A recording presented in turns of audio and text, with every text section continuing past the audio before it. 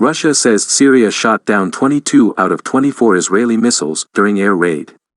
Reports say alleged Israeli strikes on Thursday left 4 pro-Iranian fighters dead, no comment from IDF. Syria's air defense forces shot down 22 missiles launched by Israeli warplanes during an airstrike against targets in Syria, the Russian military said Friday. Rear Admiral Vadim Kulit, head of the Russian military's Reconciliation Center in Syria, said 6 Israeli fighter jets targeted facilities in the provinces of Damascus and Homs from Lebanon's airspace late Thursday. Kulit said Syrian air defense units downed 22 of the 24 missiles launched by the Israeli warplanes with Russia-supplied air defense systems Panzer S and Buk M2.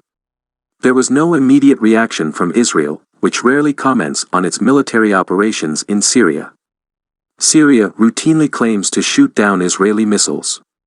Syrian war analysts generally believe that such claims, heard after nearly every Israeli airstrike, are false, empty boasts. Russia, which supplies Syria with its air defenses, also has an interest in showing that they are not ineffective. Kulit's statement followed a report by the Syrian state news agency Sana that Syrian air defense units responded to an Israeli airstrike targeting the Damascus countryside and the central province of Homs. There were no official reports of any casualties, however. A Britain-based war monitor said on Friday that the strikes left 4 pro-Iranian fighters dead allied to the Damascus regime. The Syrian Observatory for Human Rights said that the Israeli missiles targeted arms depots and military positions belonging to Lebanese Shiite terror group Hezbollah in the Kara area in the northwest of Damascus province, near Homs province and the Lebanese border.